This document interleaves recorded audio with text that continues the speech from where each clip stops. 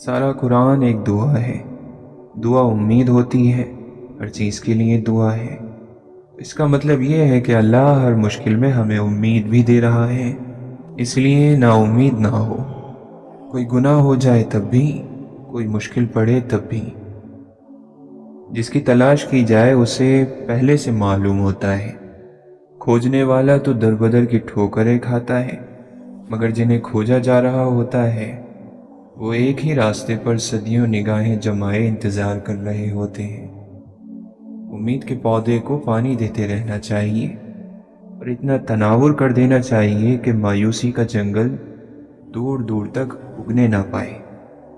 تم اپنے حل ہوئے مسئلوں کے لیے اللہ کا شکر ادا کیا کرو، جو ساری زندگی تمہارے مسئلے حل کرتے آیا ہے۔ وہ آگے بھی ہر مسئلہ حل کر دے گا۔ تم خود اپنی دعاؤں سے ہی اپنا مقدر لکھتے ہو، اور تمہاری دعائیں ہی تم تک وہ سب لے کر آتی ہیں جو تمہارا نصیب بھی تمہیں نہیں دے پاتا۔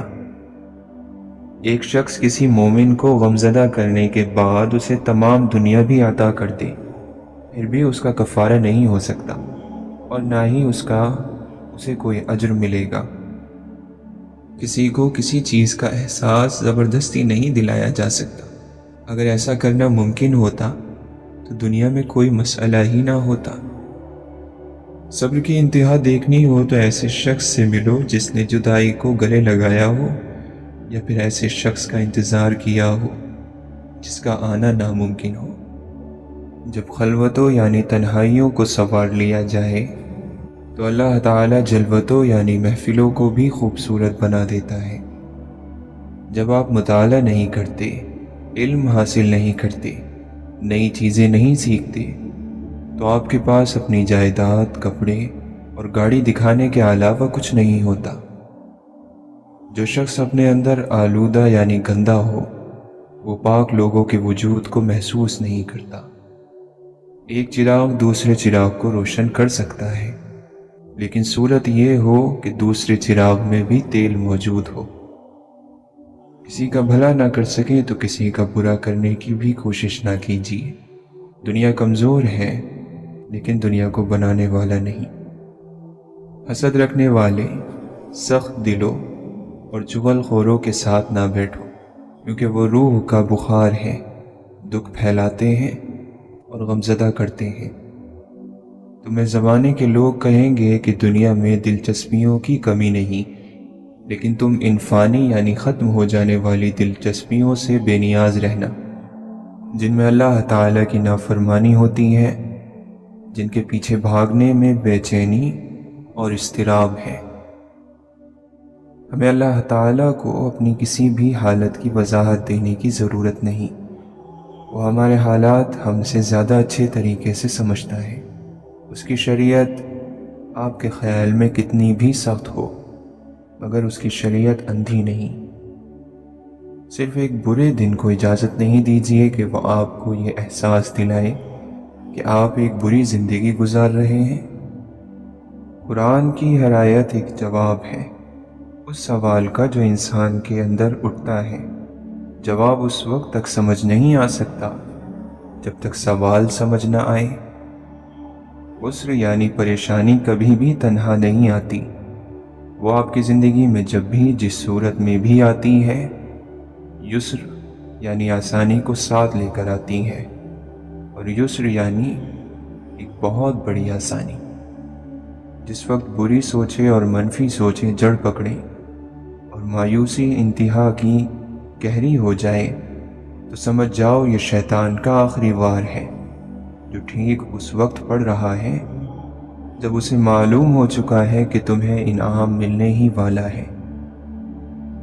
دعا مانگتے رہنا چاہیے، قبول ہو جائے تب بھی، نہ قبول ہو تب بھی، کہ دعائیں رد نہیں ہوتی، جواب ضرور آتا ہے۔ جھولی خالی نہیں رہتی، اس میں کچھ نہ کچھ ضرور گرتا ہے۔ جن کے بارے میں ہم یہ گمان کر لیتے ہیں کہ ان کے بغیر رہ نہیں پائیں گے، تو وقت اپنے طور پر یہ ثابت کر دیتا ہے کہ ان کے بغیر بھی رہا جا سکتا ہے۔ ہم سب انسان ہیں، کبھی ٹوٹ بھی جاتے ہیں اور بکھر بھی جاتے ہیں، مگر ہم میں سے کامیاب وہ ہے جس نے خود کو سمیٹ کر سنبھالا اور اٹھ کھڑا ہوا پورے عزم اور یقین کے ساتھ۔ جو ملے اسے قبول کرو، جو نہ ملے اس پر صبر کرو۔ نصیبوں کی بند پوٹلی کس نے کھول کر دیکھی ہے؟ پاک دامنی اور بد کرداری کی بھی اپنی ایک خوشبو ہوتی ہے جسے ہر انسان سونگھ اور محسوس نہیں کر سکتا۔ بیوقوف بندہ سمجھتا ہے 50، 100، 150 سال جی لیا، جبکہ یہ عرصہ 2-4 ہلا دینے والے لمحوں سے زیادہ کسی بھی صورت میں کچھ نہیں ہوتا۔ یہ انسانیت کی توہین ہے کہ مشکل وقت سے جان چھڑانے کے لیے کوئی شخص اللہ کے علاوہ کسی اور کے قدموں میں جا کر بیٹھے اور اسے مدد مانگے۔ اگر تکلیف کے وقت میں ایک اور تکلیف آ جائے تو یہ وقت صبر اور نماز سے گزارو۔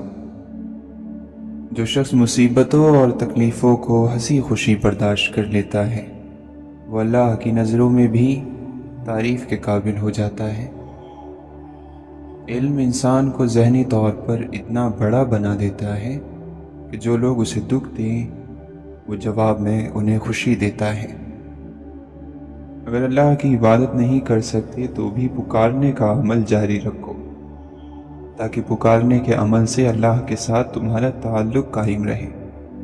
نیت اللہ کو رکھو گے تو انجام بھی اللہ ہی ہے۔ الہی ہم تیری ہی طرف چلتے رہیں، ضرورت اور محتاجی کی پکار کے ساتھ، بندگی کی رفتار کے ساتھ۔ حدیث قدسی ہے، اللہ تعالیٰ فرماتا ہے، جس نے مجھے طلب کیا اس نے مجھے پا لیا، جس نے مجھے پا لیا اس نے مجھے پہچان لیا، جس نے مجھے پہچان لیا وہ میرا دوست اور میرا محبوب ہے، اور جو میرا دوست ہو گیا اور مجھے چاہنے والا ہو گیا وہ میرا عاشق ہو گیا، اور جو میرا عاشق ہو جاتا ہے میں اسے قتل کر دیتا ہوں، اور جسے میں قتل کر دیتا ہوں اس کی دیت یعنی خون بہا مجھ پر لازم ہو جاتا ہے، اور میں وہ دیت اس طرح ادا کرتا ہوں کہ میں خود اس کا ہو جاتا ہوں۔ جو آسانی سے مل جائے وہ ہمیشہ نہیں رہتا، اور جو ہمیشہ کے لیے مل جائے وہ آسانی سے نہیں ملتا، مگر یہ کہ اللہ کی رحمت ہو۔ زندگی کا طریقہ یہ ہو کہ کسی کی زندگی کا حصہ بنو یا نہ بنو، مگر دعاؤں کا حصہ ضرور بن جاؤ۔ دنیاوی زوال کی بڑی وجہ عبادت کی کمی نہیں بلکہ معاملات میں 2 نمبری، دھوکہ دہی، وعدہ خلافی، بے ایمانی، جھوٹ اور منافقت ہے۔ تعلق رہے نہ رہے پر احترام رہنا چاہیے، انسان کا بھی اور اس کے راز کا بھی۔